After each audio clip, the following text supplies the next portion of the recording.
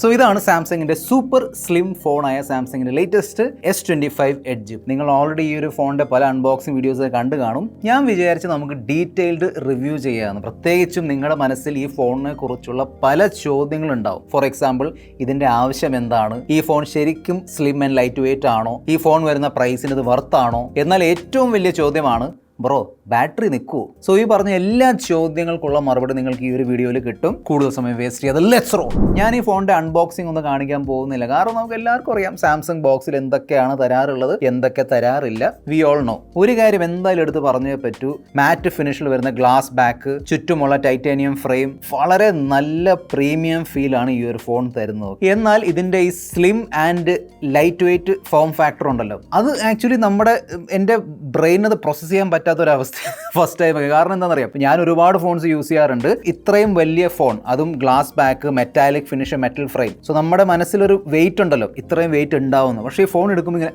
എപ്പോഴും ഇങ്ങനെ കൂടുതൽ വെയിറ്റ് പ്രതീക്ഷിച്ച് നമ്മൾ എടുക്കാൻ നോക്കുമ്പോൾ ഭയങ്കര ലൈറ്റ് വെയിറ്റ് ആണ്. 5.8 mm ആണ് തിക്നെസ്, 163 gram ആണ് വെയിറ്റ്. തീർച്ചയായിട്ടും നിങ്ങൾ കടയിൽ പോയിട്ട് നിങ്ങൾ ഈ ഫോൺ വാങ്ങുന്നുണ്ടോ ഇല്ലയോ, ദാറ്റ് ഇസ് ഡിഫറെൻറ്റ്. പക്ഷേ നിങ്ങൾ തീർച്ചയായിട്ടും സാംസങ്ങിൻ്റെ ഷോപ്പിലോ അല്ലെങ്കിൽ മറ്റ് ഷോപ്പുകളിൽ പോയിട്ട് ഈ ഫോൺ കയ്യിലെടുത്ത് നോക്കണം. It's very very slim and very light weight. So പലപ്പോഴും ഈ ഫോൺ പോക്കറ്റിൽ ഉണ്ടോ ഇല്ലയോ എന്ന് നമുക്ക് അറിയാൻ പറ്റില്ല. ഈ വീട്ടിൽ നിന്ന് പുറത്തേക്ക് ഇറങ്ങുമ്പോൾ ഒരു ചടങ്ങുണ്ടല്ലോ, അതായത് ഇവിടെ ഒരു ഫോൺ, ഇവിടെ ഒരു ഫോൺ, പിന്നെ ബാക്കിൽ പേഴ്സ്. വീട്ടിൽ നിന്ന് ഇറങ്ങുമ്പോൾ ആ ഒരു സംഭവം ഉണ്ട്, ഫോൺ പോക്കറ്റിലുണ്ടോ. ഫോൺ വലുതാണ്, സോ അവിടെ ഉണ്ട്, പക്ഷേ ആ ഒരു വെയിറ്റ് വ്യത്യാസം ഉള്ളതുകൊണ്ട് അല്ലെങ്കിൽ ലൈറ്റ് വെയിറ്റ് ആയതുകൊണ്ട് പലപ്പോഴും പോക്കറ്റിലുണ്ടോ ഇല്ലയോ ആ ഒരു കൺഫ്യൂഷൻ വരും. ഈ കാണുന്ന titanium silver and titanium black colour ഓപ്ഷൻസിലാണ് വരുന്നത്. എന്നാൽ നമ്മൾ ഈ ക്യാമറ മോഡിൽ മാറ്റി വെച്ചിട്ട് ബാക്ക് മാത്രം നോക്കുകയാണെങ്കിൽ ആ കർവ്ഡ് കോർണേഴ്സ് ആണെങ്കിലും ബാക്കിലുള്ള ഈ മെറ്റാലിക് മാറ്റ് ഫിനിഷ് ആണെങ്കിലും കറക്റ്റ് S25 അൾട്രയുടെ ഒരു ലുക്കിലാണ് വരുന്നത്. സൂപ്പർ സ്ലിം ആണെങ്കിലും നല്ല ഡ്യൂറബിൾ ആണ്. എനിക്ക് ആക്ച്വലി ആ ഒരു ഡൗട്ട് ഉണ്ടായിരുന്നു, ഈ ഫോൺ നമ്മുടെ ജെറി അണ്ണൻ്റെ കയ്യിൽ വരുമ്പോൾ എങ്ങനെയായിരിക്കും ഇതിൻ്റെ അവസ്ഥ. പക്ഷേ പുള്ളി നല്ലോണം ഇങ്ങനെ വളയ്ക്കാൻ നോക്കി,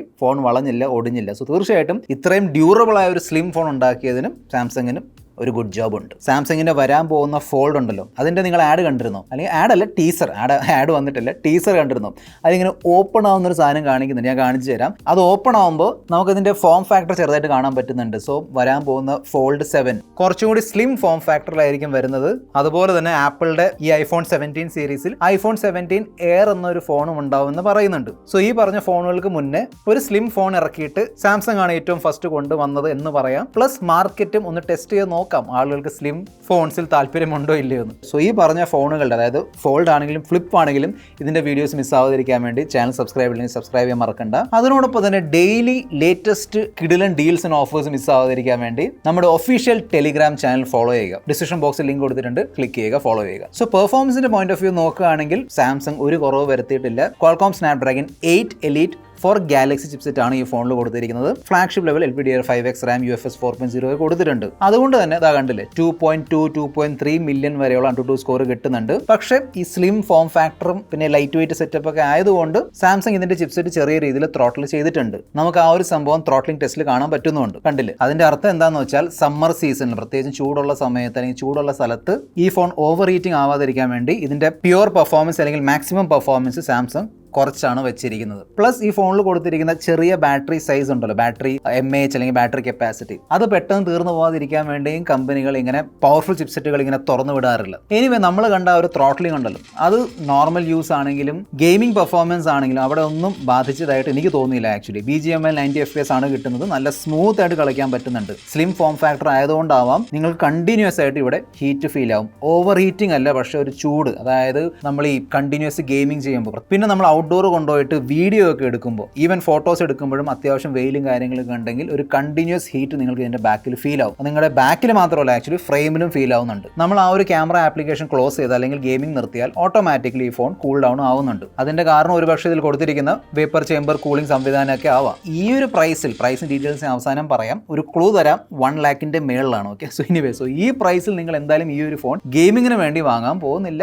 ഗെയിമിംഗ് ചെയ്യാം, ആ ഒരു ഹീറ്റ് എന്തായാലും നിങ്ങൾക്ക് ഫേസ് ചെയ്യേണ്ടി വരും. കാര്യം. പക്ഷേ ഹീറ്റ് കാരണം അല്ലെങ്കിൽ ഓവർ ഹീറ്റിംഗ് ആവാത്തത് കൊണ്ട് ത്രോട്ട്ലിംഗ് ഒന്നുമില്ല, പക്ഷേ ആ ചെറിയ ചൂട് നിങ്ങൾക്ക് ഫീൽ ആവും. ഈ ഫോണിന്റെ ഫ്രണ്ടിൽ S25 പ്ലസിലുള്ള എക്സാക്ട്ലി സെയിം 6.7 ഇഞ്ച് സൈസ് ഉള്ള 120 Hz റിഫ്രഷ് റേറ്റ് സപ്പോർട്ട് ചെയ്യുന്ന 2x റെസൊല്യൂഷൻ ഉള്ള LTPO ഡൈനാമിക് ആമോലെഡ് ഡിസ്പ്ലേ ആണ് തന്നിരിക്കുന്നത്. സോ LTPO ഡിസ്പ്ലേ ആയതുകൊണ്ട് 1 Hz 120 Hz റിഫ്രഷ് ചെയ്യാൻ പറ്റും. ഫ്ലാറ്റ് ഡിസ്പ്ലേ ആണ്, ഗൊറില്ല ഗ്ലാസ് സെറാമിക് 2 പ്രൊട്ടക്ഷൻ ആണ് തന്നിരിക്കുന്നത്. എന്നോട് ചോദിക്കുകയാണെങ്കിൽ നമ്മുടെ S25 ultra and even S24 അൾട്രയിൽ ഉണ്ടായിരുന്ന ആ ഒരു സംഭവം ഉണ്ടല്ലോ, ആന്റി റിഫ്ലക്റ്റീവ് കോട്ടിംഗ്, കിട്ടുന്ന സാധനമായിരുന്നു. അത് ഇവിടെ ആക്ച്വലി കൊടുക്കാമായിരുന്നു. അത് കൊടുത്തിരുന്നെങ്കിൽ നമ്മുടെ S25ഉം S25 പ്ലസ് എന്ന ഫോണിൽ നിന്ന് ഒന്ന് മാറ്റി നിർത്തായിരുന്നു ആക്ച്വലി. പക്ഷെ അതൊന്നും കൊടുത്തിട്ടില്ല. പിന്നെ സാംസങ്ങിന്റെ ഒരു ഫ്ലാഗ്ഷിപ്പ് ലെവൽ ഡിസ്പ്ലേ ആയതുകൊണ്ട് ഞാൻ പ്രത്യേകം എടുത്ത് പറയേണ്ട ആവശ്യമില്ല. ബ്യൂട്ടിഫുൾ ഡിസ്പ്ലേ ആണ്. ചുറ്റുമുള്ള ബെസൽസ് ഒക്കെ നല്ല മിനിമം ആണ്. നല്ല ബ്രൈറ്റ് ആൻഡ് വൈബ്രന്റ് ഡിസ്പ്ലേ ആണ്. ഞാൻ ആക്ച്വലി നമ്മുടെ അറ്റാക്ക് ഓൺ ടൈറ്റൻസ് എന്ന ആനിമ ഉണ്ടല്ലോ, അതിന്റെ കുറെ എപ്പിസോഡ്സ് ഞാൻ ഇതിൽ കണ്ടിരുന്നു. അമേസിംഗ് വീഡിയോ വ്യൂയിങ് എക്സ്പീരിയൻസ് ആണ് തരുന്നത്. പ്ലസ് യൂട്യൂബ് ആൻഡ് നെറ്റ്ഫ്ലിക്സ് രണ്ടിലും HDR സപ്പോർട്ട് ഉണ്ട്. സ്പീക്കർ പെർഫോമൻസ് എന്നെ സർപ്രൈസ് ചെയ്തു. അതായത് ഇത്രയും സ്ലിം ഫോണിൽ നിന്ന് ഇത്രയും നല്ല സ്പീക്കർ പെർഫോമൻസ് ഞാൻ പ്രതീക്ഷിച്ചില്ല. തീർച്ചയായിട്ടും S25 അൾട്രയുടെ ലെവലുള്ള സ്പീക്കർ പെർഫോമൻസ് ഇല്ല. ഐ തിങ്ക് ഇന്ത്യയിൽ ഏറ്റവും best dual stereo speaker performance തരുന്ന ഒരു ഫോൺ S25 അൾട്രയാണ്. ആ ലെവലിലൊന്നുമില്ല. പക്ഷേ ഫോണിന്റെ ഒരു ഫോം ഫാക്ടർ വെച്ച് നോക്കുമ്പോൾ വളരെ നല്ലോണമാണ് സാംസങ് ട്യൂൺ ചെയ്ത് വെച്ചിരിക്കുന്നത്. നല്ല റിച്ച് സൗണ്ട് വരുന്നുണ്ട്, ബേസും ട്രബിളും ഒക്കെ ഉണ്ട്. Android 15 ബേസ് ആയിട്ടുള്ള സാംസങ്ങിന്റെ ഫ്ലാഗ്ഷിപ്പ് One UI 7 എക്സ്പീരിയൻസ് ആണ് കിട്ടുന്നത്. ഞാൻ ഓൾറെഡി പല വീഡിയോസിലും പറഞ്ഞിട്ടുണ്ട്, വീണ്ടും പറയാം. ഇപ്പൊ നിലവിൽ ഏറ്റവും ബെസ്റ്റ് UI ഏതാണെന്ന് പറഞ്ഞാൽ അത് One UI 7 ആണ്. Even better than iOS. ഞാൻ iOS ഉപയോഗിച്ചുകൊണ്ടിരിക്കുകയാണ്, കണ്ടില്ലേ.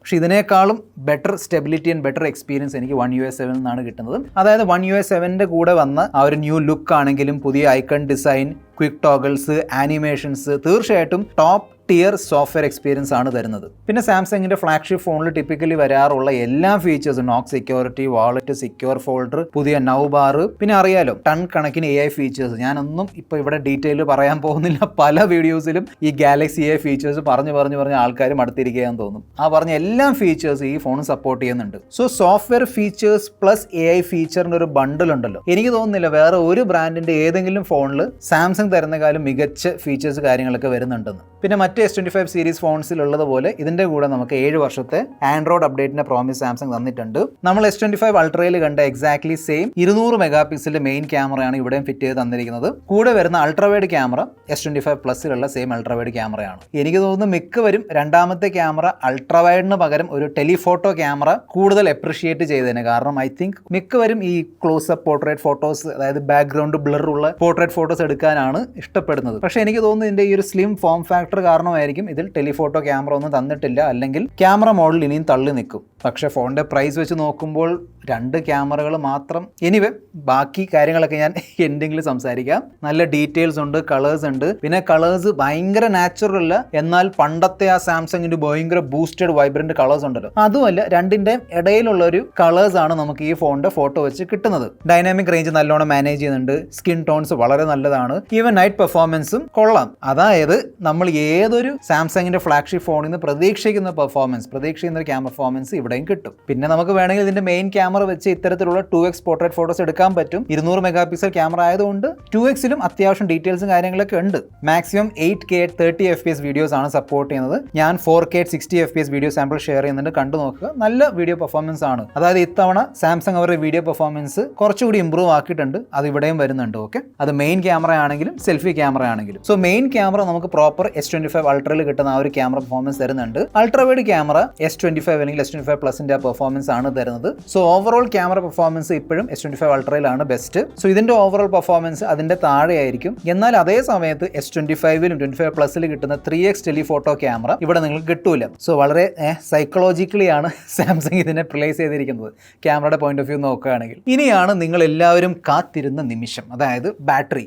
സോ കപ്പാസിറ്റി നോക്കുകയാണെങ്കിൽ 3900 mAh ബാറ്ററിയാണ് തന്നിരിക്കുന്നത്. അതായത് S25ലുള്ള 4000 mAh ബാറ്ററിനേക്കാളും പൊടിക്ക് കുറഞ്ഞ ബാറ്ററിയാണ് ഇവിടെ വരുന്നത്. ഓക്കെ, എന്നാൽ ഇത്രയും വില കൂടിയ ഫോണിൽ സാംസങ് 25 വാട്ടിന്റെ ചാർജിങ് ആണ് തന്നിരിക്കുന്നത്. ഒരു 45, ഇപ്പോൾ A സീരീസിൽ 45 വാട്ട് വരുന്നുണ്ടല്ലോ. സോ ഇവിടെ വേണമെങ്കിൽ 45 വാട്ട് കൊടുക്കാമായിരുന്നു. ഒന്ന് ബോക്സിൽ ചാർജർ വരുന്നില്ല, അറ്റ്ലീസ്റ്റ് ചാർജിങ് സപ്പോർട്ട് എങ്കിലും ബെറ്റർ കൊടുക്കാമായിരുന്നു. ഓക്കെ, എനിവേ സോ എങ്ങനെയുണ്ട് ബാറ്ററി ബാക്കപ്പ്? ആക്ച്വലി ഇതിന്റെ പെർഫോമൻസ് കണ്ടിട്ട് ഞാനും കൺഫ്യൂസ്ഡ് ആയിരുന്നു. അതായത് നമ്മൾ ഭയങ്കരമായിട്ട് കുറച്ച് സ്ട്രെസ് കൊടുത്തിട്ട് അല്ലെങ്കിൽ ഭയങ്കര പെർഫോമൻസ് ഓറിയന്റഡ് കാര്യങ്ങളൊക്കെ ചെയ്യുമ്പോൾ ഒരു 4.5 മണിക്കൂറിന്റെ സ്ക്രീൻ ഓൺ ടൈമാണ് കിട്ടുന്നത്. എന്നാൽ ചില ദിവസങ്ങളിൽ 6 മണിക്കൂർ വരെ പോകുന്നുണ്ട്. ഇനി എനിക്ക് തെറ്റിയതാണോ എന്ന് അറിയാൻ വേണ്ടി വേണ്ടി ഞാൻ ട്വിറ്ററിൽ കുറേ സെർച്ച് ചെയ്ത് നോക്കിയിട്ടുണ്ടായിരുന്നു. മിക്കവരുടെയും എക്സ്പീരിയൻസ് ഇങ്ങനെയാണ്. അതായത് ചില ദിവസങ്ങളിൽ 4.5 hour ആണ്, ചില ദിവസങ്ങളിൽ 6-6.5 മണിക്കൂർ വരെ ചിലർ കിട്ടിയിട്ടുണ്ട് ഇതിൻ്റെ സ്ക്രീൻ ഓൺ ടൈം. 6.5 മണിക്കൂർ എന്ന് പറയുമ്പോൾ നമുക്ക് കഷ്ടിച്ച് ഒരു ദിവസത്തെ ബാറ്ററി ബാക്കപ്പ് കിട്ടും. എന്നാൽ എൻ്റെ ടോട്ടൽ എക്സ്പീരിയൻസ് നോക്കുകയാണെങ്കിൽ ഈ ഫോൺ ഡെയിലി 2 തവണ ചാർജ് ചെയ്യേണ്ടി വരും എന്ന് പറയേണ്ടി വരും. പ്രത്യേകിച്ച് നിങ്ങൾ 6-7 മണിക്ക് ശേഷം അങ്ങോട്ട് രാത്രിയിലും നല്ലോണം ഫോൺസ് ഉപയോഗിക്കുന്ന ഒരാളാണെങ്കിൽ തീർച്ചയായിട്ടും നിങ്ങൾക്ക് ഒന്നോടെ ചാർജ് ചെയ്യേണ്ടി വരും. S25 അൾട്രയിൽ ഏകദേശം 7.5-8 മണിക്കൂറിന്റെ സ്ക്രീൻ ഓൺ ടൈം കിട്ടുന്നുണ്ടെങ്കിൽ, അതായത് ഈസിലി നമുക്ക് 1 day യൂസ് ചെയ്യാൻ പറ്റും S25 അൾട്ര. ആ പറഞ്ഞ സ്ക്രീൻ ഓൺ ടൈം കിട്ടുന്നുണ്ടെങ്കിൽ ആ സെയിം കാര്യങ്ങൾ നമ്മൾ ഈ ഫോൺ വെച്ച് ചെയ്യുമ്പോൾ ഏകദേശം നിങ്ങൾക്ക് 6.5 അല്ലെങ്കിൽ 6 മണിക്കൂർ സ്ക്രീൻ ഓൺ ടൈമാണ് കിട്ടാൻ പോകുന്നത്. പിന്നെ ഇപ്പോഴത്തെ ഫ്ലാഗ്ഷിപ്പ് ഫോണുകൾ അവരുടെ ബാറ്ററി നമ്മൾ ഉപയോഗിക്കുന്നതനുസരിച്ച്, നമ്മുടെ യൂസേജ് അനുസരിച്ച് ഓപ്റ്റിമൈസ് ചെയ്യാറുണ്ട്. സോ കുറച്ചും കൂടി കൂടുതൽ ബാറ്ററി ബാക്കപ്പ് നിങ്ങൾ അൺബോക്സ് ചെയ്തിട്ട് ഒരു 2 ആഴ്ച അല്ലെങ്കിൽ 3 ആഴ്ചയ്ക്ക് ശേഷം കിട്ടും. പക്ഷെ ലോങ് ടേം നോക്കുകയാണെങ്കിലും, അതായത് 1, 2, 3 വർഷത്തിന് ശേഷം ആ സമയത്തുള്ള സോഫ്റ്റ്വെയറും ആപ്പുകളും വെച്ച് നോക്കുമ്പോൾ ബാറ്ററി ബാക്കപ്പ് ഇനിയും കുറയും. സോ നിങ്ങൾ ഒരുപാട് യാത്രകൾ ചെയ്യുന്ന ഒരാളാണെങ്കിൽ കൂടെ ഒരു പവർ ബാങ്കും കൂടെ എടുക്കുന്നതായിരിക്കും ബെസ്റ്റ് ഓപ്ഷൻ. പിന്നെ ഈ ഫോൺ വയർലെസ് ചാർജിങ് സപ്പോർട്ട് ചെയ്യുന്നുണ്ട്. സോ നിങ്ങളുടെ കാറിൽ ആ ഒരു വയർലെസ് ചാർജിങ് പാഡും കാര്യങ്ങളൊക്കെ ഉണ്ടെങ്കിൽ നിങ്ങൾക്ക് കണ്ടിന്യൂസ്ലി വയർലെസ് ചാർജ് ചെയ്യാൻ പറ്റും. ഡ്യുവൽ നാനോ സിം സ്ലോട്ട് ആണ് കൊടുത്തിരിക്കുന്നത്. Wi-Fi 7 ആൻഡ് ബ്ലൂടൂത്ത് 5.4 വേണ്ടിയുള്ള സപ്പോർട്ട് ഉണ്ട്. 5G കണക്ടിവിറ്റി ആണെങ്കിലും റിസപ്ഷൻ ആണെങ്കിലും കോൾ ക്വാളിറ്റി അതൊക്കെ പക്കയാണ്, നോ ഇഷ്യൂസ്. നല്ല ഹാപ്റ്റിക് ഫീഡ്ബാക്ക് എക്സ്പീരിയൻസ് ആണ് തരുന്നത്. ഫാസ്റ്റ് ആയിട്ട് വർക്ക് ആവുന്ന അൾട്രാസോണിക് ഫിംഗർ പ്രിന്റ് സ്കാനർ കൊടുത്തിട്ടുണ്ട്. NFC-ക്ക് വേണ്ടിയുള്ള സപ്പോർട്ട് ഉണ്ട്. സോ നിങ്ങൾക്ക് സാംസങ് വാളറ്റ് ഉപയോഗിച്ച് ടാപ്പ് ആൻഡ് പേ ചെയ്യാൻ പറ്റും. പിന്നെ ഇതിലുള്ളത് USB 3.2 Type-C പോർട്ട് ആണ്. സോ ഈ S25 എഡ്ജിന്റെ സ്റ്റാർട്ടിംഗ് പ്രൈസ് ആണ് 1.1 lakh rupees. 1,10,000 രൂപയാണ് ഇതിന്റെ സ്റ്റാർട്ടിംഗ് പ്രൈസ്. പിന്നെ ഓബ്വിയസ്ലി സാംസങ്ങിന്റെ ഫോണാണ്. സോ നിങ്ങൾക്ക് ഓഫ്ലൈൻ ആണെങ്കിലും ഓൺലൈൻ ആണെങ്കിലും EMI-യും ഡിസ്കൗണ്ട് കാര്യങ്ങളൊക്കെ കിട്ടും. പക്ഷേ ഏറ്റവും വലിയ ചോദ്യം എന്താണെന്ന് വെച്ചാൽ ഈ ഫോൺ ആർക്ക് വേണ്ടിയാണ്? ഈവൻ S25 അൾട്ര കിട്ടും നിങ്ങൾക്ക്. അതായത് അറിയാലോ, ഓഫ്ലൈൻ ഓഫേഴ്സ് ഒക്കെ ചേർന്ന് നിങ്ങൾക്ക് ഈസിലി S25 അൾട്ര നിങ്ങൾക്ക് 1,10,000 rupees കിട്ടും. സോ കഴിഞ്ഞ വർഷം വന്ന S24 അൾട്രയെ കുറിച്ച് എടുത്ത് പറയേണ്ട ആവശ്യമില്ലല്ലോ. അതെന്തായാലും ഇതിനേക്കാളും കുറഞ്ഞ പ്രൈസിൽ കിട്ടും. സോ സാംസങ്ങിന്റെ അൾട്ര ഫോൺസിൽ കിട്ടുന്ന ഫീച്ചേഴ്സ് വെച്ച് നോക്കുമ്പോൾ തീർച്ചയായിട്ടും ഈ ഫോണിൽ ഫീച്ചേഴ്സ് കുറവാണ്. പ്രത്യേകിച്ചും ഹാർഡ്വെയറുടെ പോയിന്റ് ഓഫ് വ്യൂ നോക്കുകയാണെങ്കിൽ സോഫ്റ്റ്വെയർ യെസ്, അതിൽ കിട്ടുന്ന എല്ലാ ഫീച്ചേഴ്സ് ഇവിടെയും കിട്ടുന്നുണ്ട്. പക്ഷേ ആന്റി റിഫ്ലക്റ്റീവ് കോട്ടിംഗ് ആണെങ്കിലും, വലിയ ഡിസ്പ്ലേ, S Pen, ഇതിനേക്കാളും മികച്ച ക്യാമറ സെറ്റപ്പ്, ഇതിനേക്കാളും വലിയ ബാറ്ററി, കൂടുതൽ ചാർജിങ് സപ്പോർട്ട്. ഫ്രാങ്ക്ലി എന്നോട് ചോദിക്കുകയാണെങ്കിൽ ഇതിന്റെ പ്രൈസിങ് കണ്ടമാനം കൂടിപ്പോയി, അല്ലെങ്കിൽ പ്രൈസിങ് തെറ്റിപ്പോയെന്നാണ് എനിക്ക് തോന്നുന്നത്. അതായത് സാംസങ് അവരുടെ FE സീരീസ് ഇറക്കാറുണ്ടല്ലോ, അതിന്റെ പ്രൈസിങ് നോർമൽ S25ന്റെ താഴെയായിരിക്കും. ആ സെയിം കോൺസെപ്റ്റ് ഉപയോഗിച്ച് ഏറ്റവും ലേറ്റസ്റ്റ് 8 Elite ആവണമെന്നില്ല, ഒരു 8S Gen 4 ആയാലും മതി. ആക്ച്വലി 8 Gen 3 അല്ലെങ്കിൽ 8S Gen 4 ആയാൽ മതി. പക്ഷേ ഒരു 50,000, 55,000, 60,000 ആ പ്രൈസിൽ ഇറക്കിയിരുന്നെങ്കിൽ this would have been really nice. Actually കുറച്ചും കൂടി ആളുകൾ പ്രിഫർ ചെയ്യാൻ നോക്കിയേനെ. അതിന്റെ കൂടെ തന്നെ പുതിയ ലേറ്റസ്റ്റ് ടെക്നോളജി ഉണ്ടല്ലോ, സിലിക്കൺ കാർബൺ ബാറ്ററി. അതിന്റെ ഒരു 6,000 അല്ലെങ്കിൽ 6,500 അല്ലെങ്കിൽ മിനിമം ഒരു 5,000 mAh സിലിക്കൺ കാർബൺ ബാറ്ററി ഇട്ട് തന്നിരുന്നെങ്കിൽ ഇതിന്റെ ബാറ്ററി ബാക്കപ്പിനെ കുറിച്ചുള്ള ആശങ്കയുണ്ടല്ലോ, അതും പോയി കിട്ടിയേനെ. സോ സാംസങ്ങിന്റെ അൾട്രാ ഫോൺസിലുള്ള നമ്മൾ ആ കണ്ട എക്സ്ട്രാ ഫീച്ചേഴ്സൊക്കെ ഒഴിവാക്കിയിട്ട് അല്ലെങ്കിൽ വേണ്ട എന്ന് വെച്ചിട്ട് നിങ്ങൾ ഈ ഒരു ഫോൺ സെലക്ട് ചെയ്യണമെങ്കിൽ ഇതിൻ്റെ super slim and super light weight സംഭവം നിങ്ങൾക്ക് അത്രയും ഇമ്പോർട്ടൻ്റ് ആയിരിക്കണം. ഓക്കെ, സോ അതാണ് എൻ്റെ റെക്കമെൻഡേഷൻ. നിങ്ങൾ ഏത് പ്രിഫർ ചെയ്യും? അൾട്രയാണോ ഇതാണോ? താഴെ കമൻറ്റ് ബോക്സിൽ എഴുതി അറിയിക്കുക. This your friend mister perfect signing off. By.